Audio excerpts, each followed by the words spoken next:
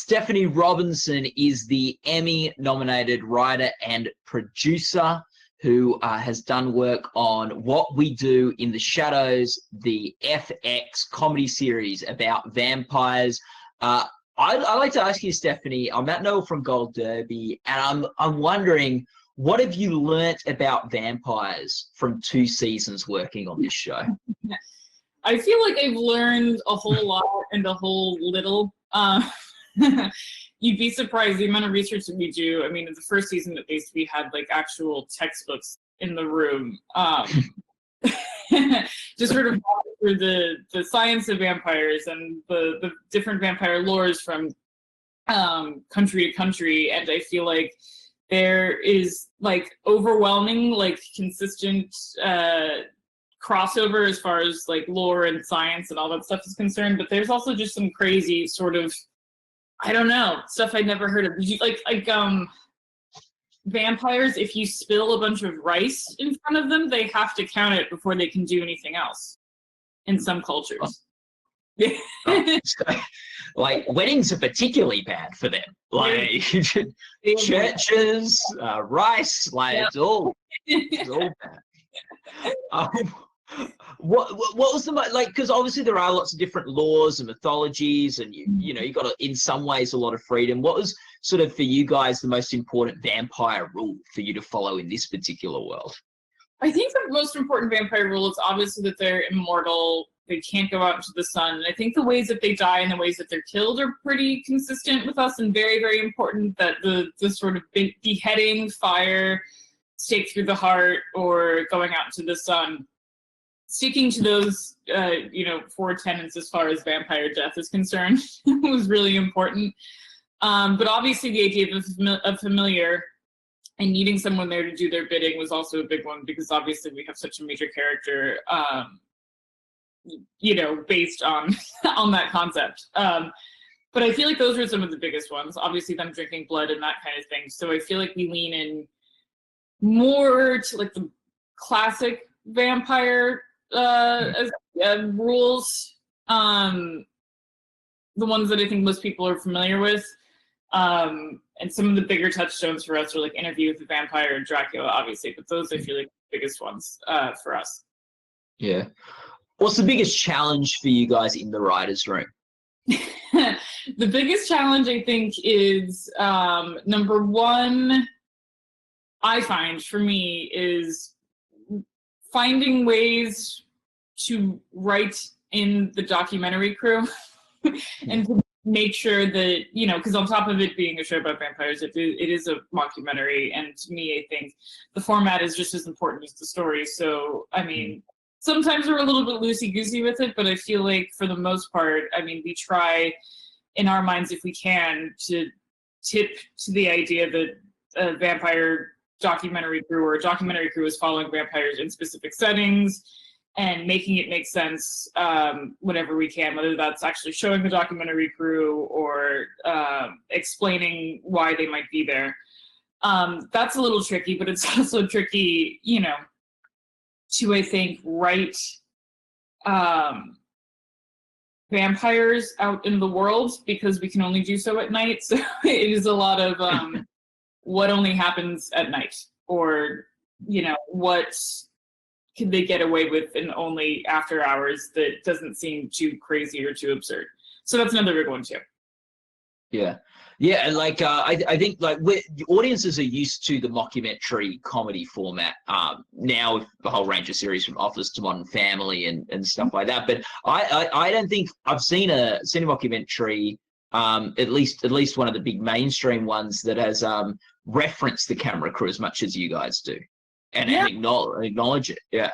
Yeah, no, it is. It's a fun thing to do, but it's one of my favorite things, because I feel like in a strange way it grounds the show just a little bit more, because I feel like the thing about The Office and the thing about Modern Family is that these shows, while they are comedies, are sort of grounded in the reality of the world that we live in. But I think that we're already asking a lot from the audience to follow a mockumentary about vampires. Are so big and so crazy, and these characters, are obviously supernatural and don't exist in the world that we live in, at least to my knowledge. So the idea of referencing the camera crew to me is just sort of a nice like reminder, like, okay, there are human beings involved. This is a camera crew. It grounds it maybe in a way that is a little bit more necessary than it is on those other documentaries. Do you have a favorite moment from the series? Well, for either season. I was going to say season 2, but either of the seasons. I love so much of it. I really like our guest stars. Those are probably some of my, on top of our cast, who's incredible, by the way, one of the most insanely talented group of actors I think I've ever worked with. But we also have been lucky enough to have some really incredible guest stars. I think some of my favorite moments are, we had Doug Jones play the Baron, half an ass, in season 1. And he's so good, like on top of just being such a careful and specific actor, his work with his body is so chilling and so crazy. But him sort of dressed in, you know, a just disgusting bodysuit, walking around and hurling vomit after eating pizza is probably one of my favorite moments. He's great. I love him. Yeah. Second season, you wrote the episode of the series. Let me just make sure I get the name right of it. It's the on the run. Yeah, on the run. On the run. Yeah. What talk us a bit what that episode was like putting together. We get to see Lazlo out on the run. I think this was one of those things in the writer's room that at the time maybe felt like something we weren't going to do, but was just so funny to all of us. I think we knew for sure that we did want to see Lazlo on the run in some way.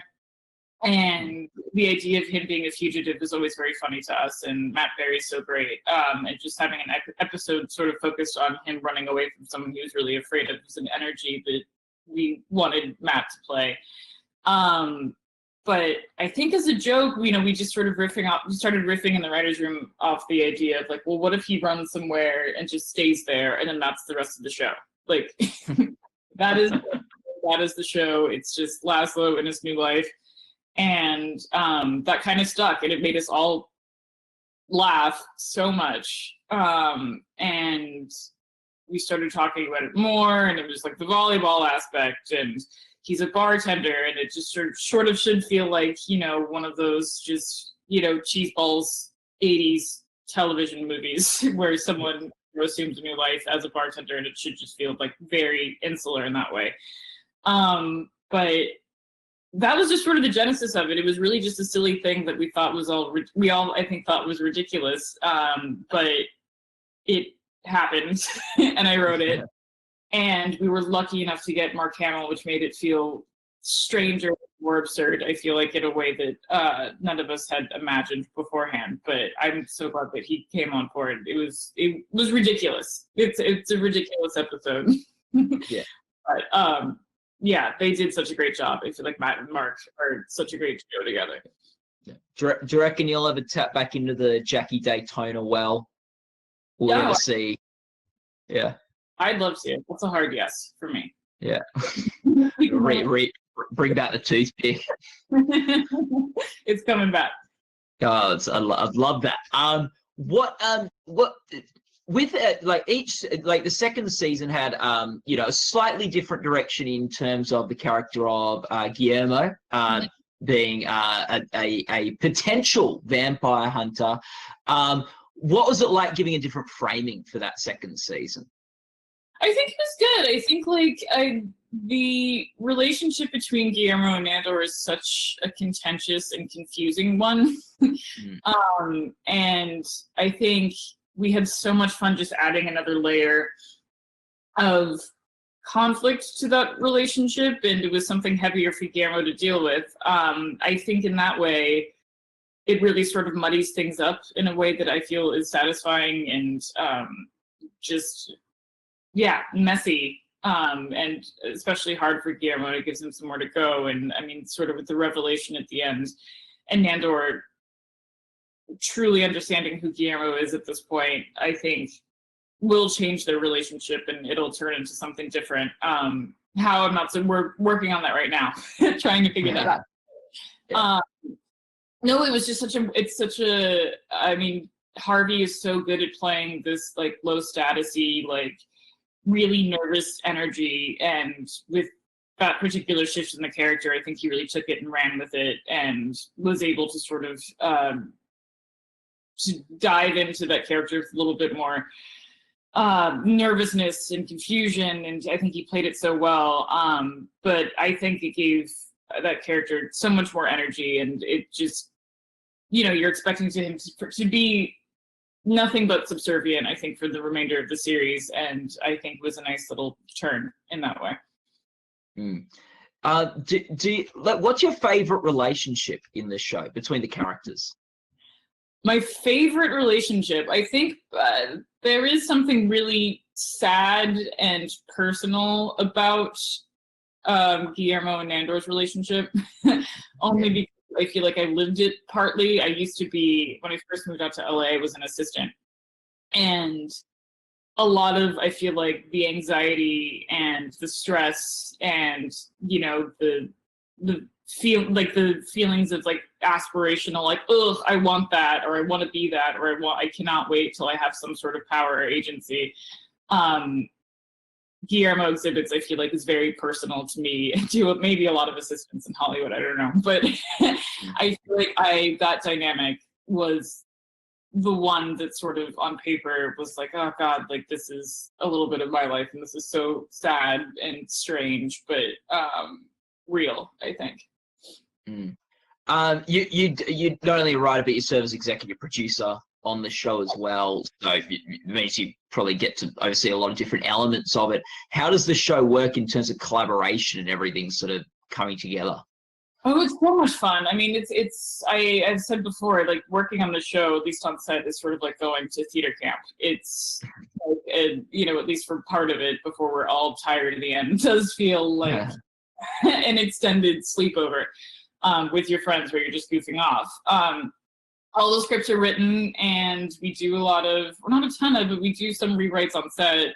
Me and Paul Sims and Sam Johnson, the other writer, and then once Jermaine is there, he offers his help as well. But a lot of the playing, as it were, I think comes from the cast, and we do encourage them to try things. And, you know, we shoot versions of the script as written, and then as soon as that's done, it's sort of like, you guys do whatever you want, try whatever you want, you know, voices, jokes, anything, we just sort of throw it out the window and let them play. And they're so smart because they're all writers in their own right. And K-Van, Matt, Mark, Natasha, I mean, they all have experience writing something, whether it's, you know, writing characters on stage or writing actual television shows.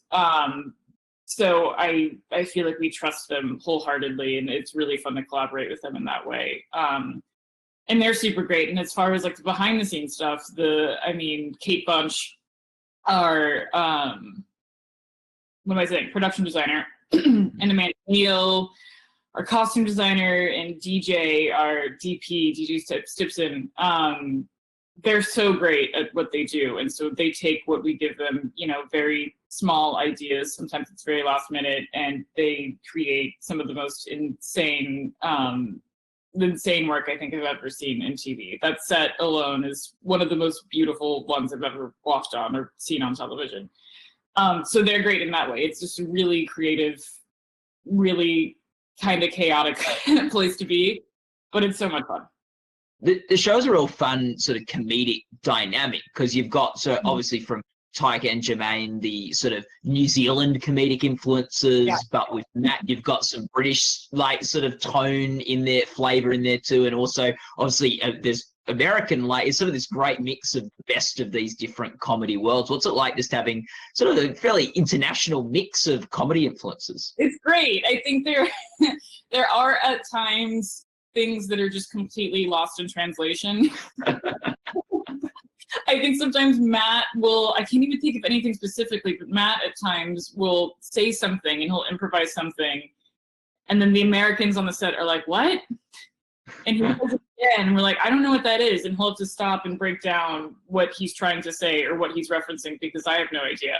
And we have to do the same thing to him, and same as it goes for Jermaine and Tyga when they're around. But so in that way you're learning a lot, which is great. Yeah.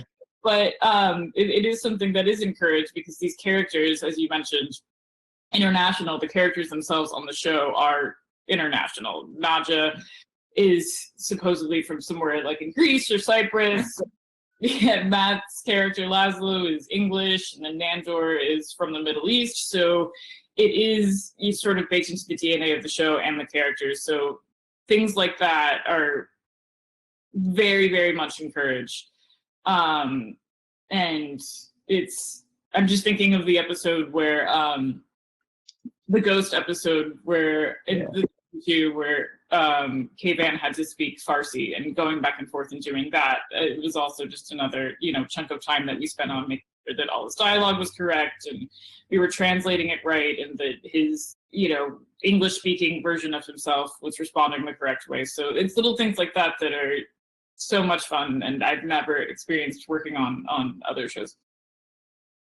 Yeah, and we're an awards website, so I'd be remiss for not mentioning that you've been Emmy nominated for producing Atlanta, and you got also not just a nomination for comedy series there, but also for writing the Barbershop episode, which was like a really the wonderful thing about Atlanta is episodes can have their own sort of style and tone and storytelling structure, and Barbershop definitely fits that bill. What was it like getting recognized for that work? It was crazy. It was really, it was one of those things where in my mind, it was not a thing that was going to happen. I was still just sort of on a high still that people even enjoyed the episode, and it was so crazy and wacky. And I was so happy that the show was just doing well. But that was a really crazy morning to wake up to a phone blowing up, and I had no idea what was going on. And realizing that I had been nominated was just I still don't think I fully internalized it. It was a pretty surreal experience, but it was so exciting. I was so happy to be recognized. It was an honor. Sort of great in this sort of age of TV series not being 22 episodes long that would consume a large chunk of the year, that you can work on like shows with very different tones like Atlanta and What We Do in the Shadows. What do you think ultimately is what's like most special about What We Do in the Shadows? I feel like, that's a really great question. I think the most special thing is that you sort of see characters that wouldn't normally be interacting with each other, I feel like, and that to me is the most special thing. And I think I sort of touched on it, and you sort of brought it up, the how international the show feels. And in that way, I would even just think about the characters specifically, like there are 3 vampires, and then including Colin Robinson, the energy vampire, and then Guillermo, the Mexican-American familiar to this group of vampires. It really is, if you do break it down and sort of look at these characters individually, it is kind of insane that they're all together on this one show, living in a house together. And I feel like that to me is one of the more special things that, without sounding trite or cheese balls, it really is just sort of a melting pot in that way, that we do have characters that feel so different from different parts of the world and are different ages. And I just don't know where I would ever see these characters hanging out ever in any of it. But also, it is special to make in that way, that it's reiterating the same thing. It is a very international show, and even down to production, and working with Jermaine and Taika, and working with Paul Sims, American here, who I really look up to, and working with and looking to people like Matt Berry and Kayvan Novak, Natasha Petrio, and Mark, and all these people that sort of come from different parts of the world and have very different relationships with comedy, but also very similar relationships with comedy. It's a very special thing. Yeah. Last question. Who's the painting of, Stephanie? It's Nandor. Yeah, it looked like Nandor. From set. Don't tell anybody. There you go. Nandor painting. Well, that's great. It's great to have had him looking over us as we've talked about the show. Thank you so much for talking to us today, Stephanie. What We Do in the Shadows, that you executive produce alongside Flight of the Conchords, Jermaine Clement, and Oscar-winning screenwriter Taika Waititi. How crazy is that? How wonderful is that? All the best of luck for the Emmy Awards coming up and other things down the pipeline, and for season 3 and for Atlanta when it's coming back. And people watching this interview can go to goldderby.com to make your predictions for the upcoming Emmy Awards and watch other interviews with top award contenders like Stefani. Thanks, Steph. Of course. Thanks.